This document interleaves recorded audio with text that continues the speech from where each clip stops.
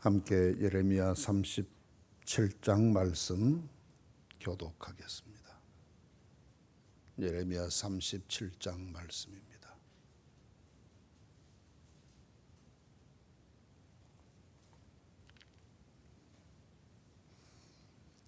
요시야의 아들 시드기야가 여호야김의 아들 고니야의 뒤를 이어 왕이 되었으니 이는 바벨론의 느부갓네살 왕이 그를 유다 땅의 왕으로 삼았음이었더라.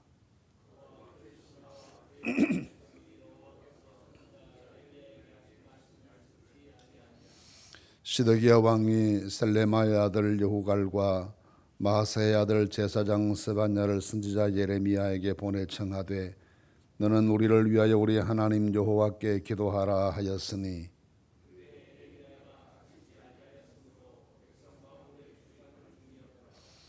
바로의 군대가 애굽에서 나오매 예루살렘을 내워 쌌던 갈대아인이 그 소문을 듣고 예루살렘에서 떠났더라.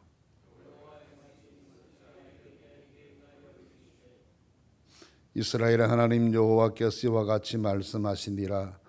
너희를 보내어 내게 구하게 한 유다의 왕에게 아뢰라. 너희를 도우려고 나왔던 바로의 군대는 자기 땅 애굽으로 돌아가겠고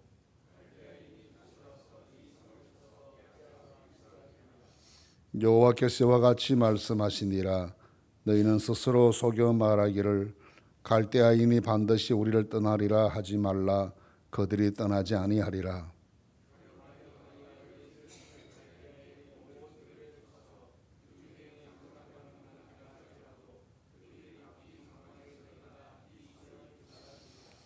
갈대아인의 군대가 바로의 군대를 두려워하여 예루살렘에서 떠나매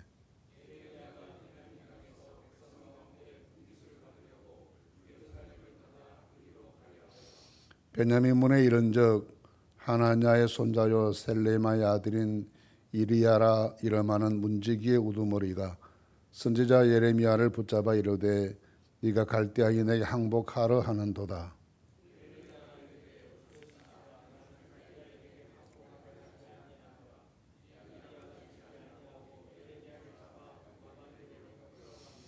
고관들이 노여워하여 예레미야를 때려서 서기관 요나단의 집에 가두었으니 이는 그들이 이 집을 옥으로 삼았음이었더라.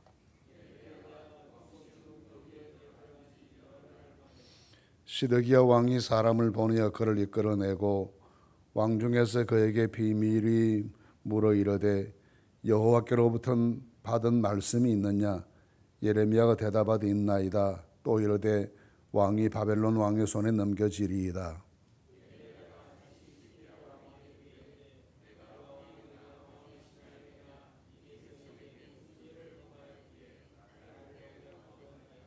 바벨론의 왕이 와서 왕과 이 땅을 치지 아니하리라고 예언한 왕의 선지자들이 이제 어디 있나이까?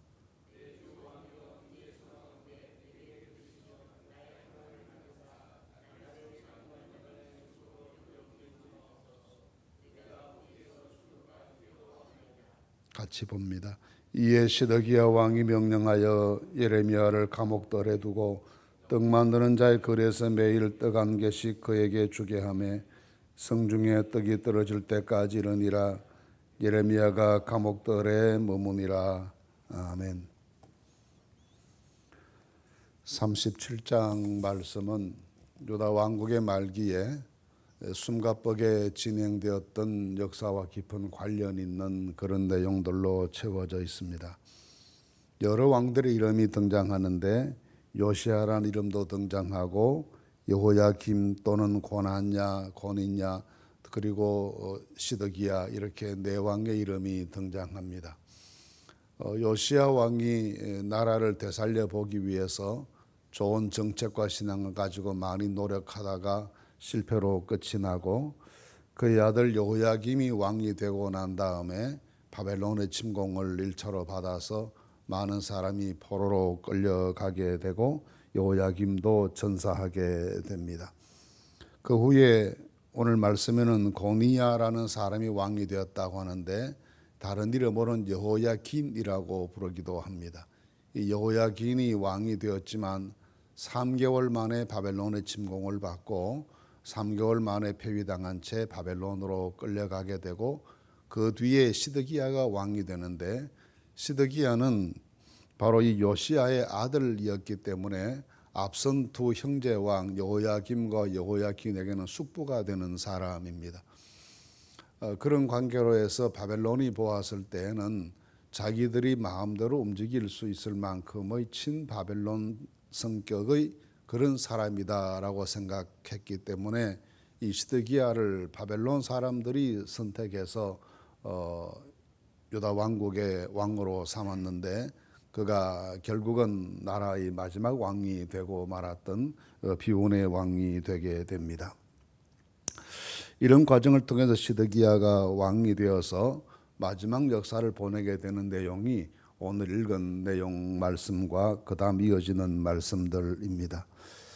시드기야 왕은 왕이 되고 난 다음에 예레미야를 몇 차례 만나는 과정을 거칩니다. 이것은 전에 있던 여호야김이나 여호야긴 왕과는 사뭇 다른 행보를 보이는 것이어서 혹시라도 이 시드기야 왕이 예레미야의 말씀을 잘 귀담아 듣고 그의 가르침을 듣고 국정을 선하게 잘 이끌어 나가지 않을까라는 기대를 가지지만, 결과적으로는 거기에까지는 미치지 못한 채 나라의 몰락을 지켜보는 어려움을 겪어야 했습니다.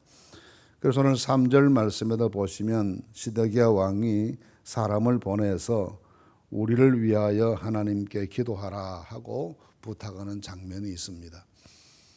이 시기에 많은 선지자들이 예루살렘에서 활동했습니다. 그런데 그 모든 대부분의 선지자들이 다 한결같이 하는 말이 절대로 바벨론이 우리를 이길 수가 없다. 하나님이 우리를 지켜주실 것이기 때문에 우리가 반드시 승리한다. 그러니 어려움은 있겠지만 망하지는 않는다. 걱정하지 말아라. 그런 아주 긍정적이고 희망 섞인 메시지들을 다른 선지자들이 다 선포한 것에 비교해서 예레미야는 아니다. 하나님의 뜻이 이미 정해졌다. 이 바벨론에게 반드시 몰락하게 되어 있다. 그러니 무모하게 바벨론에게 맞서서 싸우는 것은 희생자만 더 늘릴 뿐이고 바벨론에 항복하는 것이 맞다라는 그런 예언을 말하게 됩니다. 그러니 나라 안에 누가 그를 좋아하겠습니까? 아무리 어려워도 우리가 결사항전을 해보자, 아니면 하나님이 도우실 것이다, 이런 얘기를 해야 맞는 얘기 같은데, 항복해야 된다, 이길 수 없다, 반드시 점령당한다, 그런 말을 하니까 매국노처럼 취급되었고 어려움이 더 많아질 수밖에 없었습니다. 그런데도 불구하고 시드기야 왕이 되고 난 다음에 가장 먼저 예레미야에게 사람을 보내서 우리를 위해 기도하라 그렇게 부탁한 것은 그가 생각할 때에도 예레미야의 예언이 참 예언이다라는 것을 느꼈기 때문에 이런 어려운 와중에 예레미야에게 사람을 보내서 나라 위에 기도해 달라고 부탁하지 않았겠습니까? 히스기야 왕의 시대에 그때는 아수르가 쳐들어와서 예루살렘을 포위했을 때인데 방법이 없자 히스기야가 이사야 선지자에게 사람을 보내가지고 우리를 위해 기도해 달라 하고 부탁해서 국난을 극복한 전례가 있었습니다. 아마도 그런 역사를 기억하면서 이 시드기야 왕은 예레미야에게 부탁해서 나라를 위해 기도해 달라 그렇게 말씀했던 것으로 보입니다. 그런데 이럴 때에 다소 긍정적인 역사 하나가 생겨나게 됩니다. 바벨론이 천하를 다 차지하려 움직인다는 소식을 듣고 이집트가 반발하기 시작합니다. 그래서 바로의 군대가 등장해서 애굽에서 출정했다는 소식을 듣습니다. 아마도 이스라엘을 점령하기 위해 나와 있던 이 바벨론 군대를 애굽 군대가 등장해서 격퇴시키고 자기들의 영역을 빼앗기지 않으려는 군사적인 움직임을 보이게 됩니다. 그 틈을 타서 그 어려운 시기에 그렇게 바벨론을 대항해서 이집트 군대가 올라오니까 바벨론은 예루살렘을 포위했던 병력을 다 철수시켜서 애굽 군대를 맞이하기 위해서 남쪽으로 내려가게 되죠.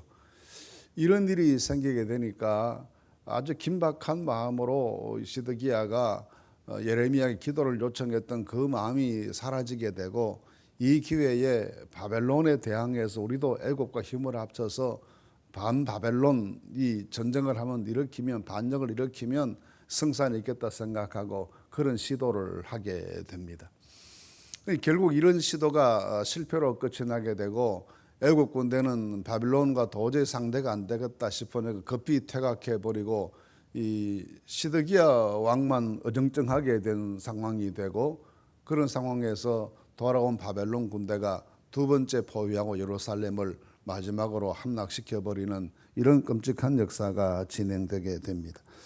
이것을 보면 시드기야 왕은 어려웠을 때에 선지자에게 사람 보내서 하나님께 기도해 달라 부탁했지만 하나님만을 의지하고 하나님께만 운명을 맡기는 철저한 신앙에는 이르지 못한 것으로 보입니다. 결국 그런 어설퍼 보이는 그의 오락가락하는 이런 신앙적인 행보가 나라의 몰락을 막지 못했고 결국은 패망에 이르게 되는 결과를 가져왔다는 것을 보면, 하나님께 대한 신앙이라는 것은 언제나 변함이 없어야지 조금 상황이 유리하게 전개되면 딴 생각을 하게 되고 어려워지면 또 딴 생각을 하게 되고, 이런 그 순간순간마다 마음이 오락가락하는 자세를 가지고서는 신앙으로 난국을 극복해내는 것이 불가능하다는 교훈을 그의 삶이 우리에게 보여주게 됩니다. 그래서 6절 말씀 이하에 보시면 갈대아인의 군대, 바벨론 군대 잠시 애굽 군대 때문에 남쪽으로 내려갔지만 반드시 돌아와서 이 성을 함락시킬 것이라는 예레미야 강경한 예언이 그 다음 말씀에 이어지게 됩니다. 그리고 11절 말씀에서 15절 말씀까지는 예레미야가 체포당하는 역사를 소개합니다. 당시에 그는 자기 분깃을 챙기기 위해서 예루살렘을 떠나서 베냐민 땅으로 가려고 예루살렘을 출발하려 했습니다. 이 분깃을 받으려 했다는 말이 무엇인지 정확하지는 않습니다.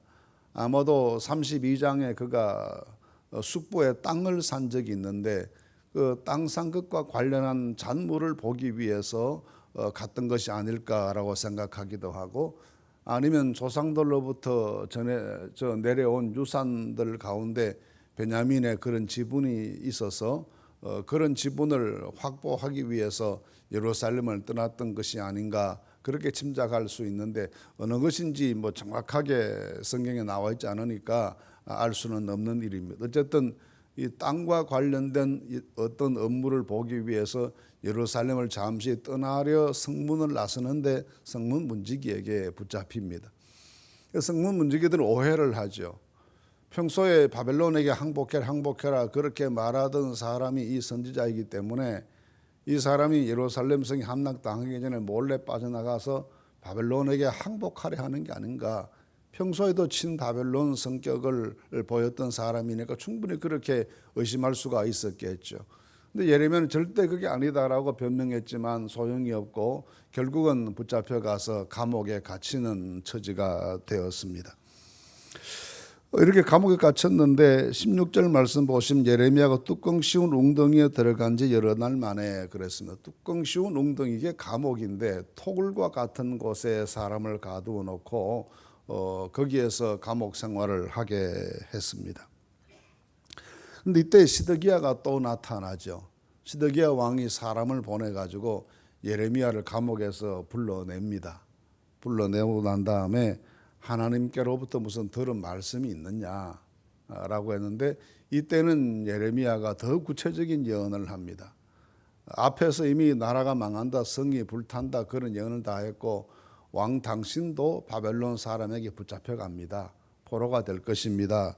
그런 말을 하게 되죠. 그래서 17절에 보시면 시드기야 왕이 사람을 보내어 그를 이끌어내고 왕궁에서 그에게 비밀이 물어 이르되 여호와께로부터 받은 말씀이 있느냐? 예레미야가 대답하되 있나이다. 또 이르되 왕이 바벨론 왕의 손에 넘겨지리이다. 왕이 포로가 되어 끌려간다는 아주 비극적인 예언을 하게 되죠. 이 왕이 포로가 되어 끌려간다라고 하는 이야기는 역사가 종결된다는 의미이죠. 이런 예언을 말하게 되기 때문에 왕이 얼마나 놀랬거나 분노했거나 그런 반응을 보일 터인데 왕은 오히려 그런 분노한 반응을 잘 보이지는 않습니다. 그리고 예레미야가 부탁하기를 나를 감옥에 돌려보내지 말아 주십시오 하고 부탁합니다. 그런 부탁을 선지자가 왕에게 하는 것을 보면 그 감옥 생활이 얼마나 혹독했으면 그런 부탁을 다 했을까 그런 생각이 들기도 하죠. 그래서 왕이 그 다음에는 감옥에 가두지는 않고 그 집안에 그냥 거하게 하면서 일종의 가택연금처럼 그렇게 만들어두고 일용할 수 있는 양식도 공급해주고 그렇게 하면서 나라가 망하는 그때까지 예레미야를 보호했다는 내용이 오늘 말씀의 결론입니다.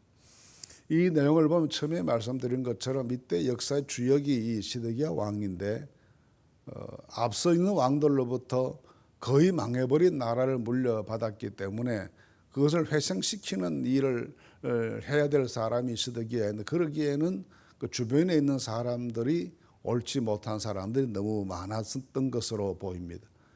주변에 있는 신하들이 다 한 마음으로 예레미야가 들려주는 하나님 말씀에 다 반대하고 그 앞에 있었던 왕은 오히려 예레미야가 자기가 하나님께로부터 받은 말씀을 기록했는데 그 기록한 내용을 다 화로에 던져서 불태워버리는 분서 사건을 일으키기도 하고 한결같이 그 주변 사람들이 다 예레미야에게 지지하거나 그 예언의 말씀을 따라야 된다거나 그렇게 말하는 사람들이 없고 또 진심으로 하나님께 돌아와서 회개하고 하나님은 의지합니다 그렇게 기도하고 구하는 사람도 없고 한결같이 거짓 예언자들의 말에만 미혹되어 있던 그런 시기였기 때문에 이 시드기야 왕의 주변에 거짓 선지자 많고 간신배들이 많았던 것 때문에 결국은 그들의 말에 휩쓸려서 어느 날 생각해보면 예레미야의 말이 맞고 다음날 생각해보면 또 다른 사람들의 말이 맞고 이렇게 중심 없이 흔들리다가 결국은 제대로 힘 한번 써보지 못한 채 나라를 망가뜨리고 마는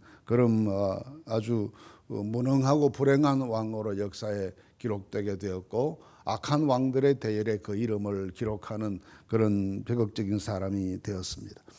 이런 역사가 우리에게 전해주는 교훈들이 많습니다.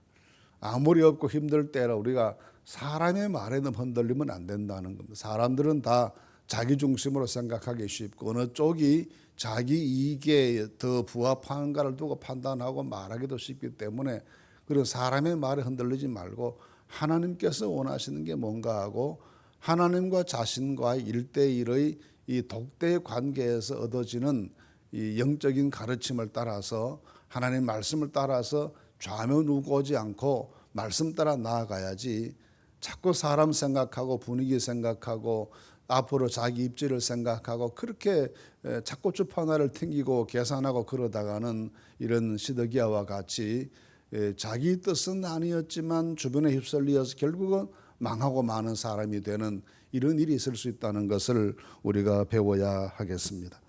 항상 하나님께서 여호수아에게 말씀하신 것처럼 좌로나 우로나 치우치지 말고 말씀대로 살아라 하신 말씀과 같이 오른쪽에 있는 사람이나 왼쪽에 있는 사람이나 그 말들을 다 경청하고 의견을 참고할 뿐이지 마지막 결정할 때는 하나님 원하시는 게 뭔지 하나님 말씀이 무엇인지 그것을 알고 판단하고 그 말씀대로 가야 한다는 것입니다. 이 시드기야 왕이 예레미야를 이렇게 후대하는 것을 보면 기도 부탁하고 감옥에 갇힌 사람 끌어내서 또 이렇게 보호하고 이렇게 하는 것을 보면 예레미야에 대한 신뢰가 있었던 것 같지 않습니까? 전혀 신뢰하지 않았으면 이런 그런 사람에게 뭐 사람 보내서 기도해달라 부탁하고 그런 행보를 보일 리가 없죠. 예레미야가 옳다는 것을 의롭다는 것을 알았다고 저는 보여집니다. 그런데도 불구하고 그를 따라가지 못했던 것은 너무 자기 계산이 많았기 때문입니다. 우리가 사람이 누구나 다 자기 중심으로 생각하기 마련이고 자기 이익을 챙기기 마련이지만 그럼에도 불구하고 모든 상황 속에서 하나님께서 무엇을 말씀하시는지가 명확하면 그 말씀대로 따라가야 길이 열리고 하나님의 방법으로 해결해 주시는 것인데 시드기야가 그러지 못했던 모습을 보입니다. 우리가 매일매일을 살아가면서 오늘 하루도 살아가시면서 하나님 말씀이 무엇인지 주께서 무엇을 명령하시는지 내 생각이 아니고 내 고집도 아니고 이익도 아니고 하나님의 말씀이 무엇인지 그 말씀을 경청하고 그 말씀을 어렵지만 실천하고 순종하고 나아갈 때 하나님께서 우리 앞날을 책임져 주시고 이끌어 주시리라 믿습니다. 오늘도 오직 하나님의 부르심에 순종하는 마음으로 살아가는 하나님의 은혜가 함께 하시게 되기를 간절히 바랍니다.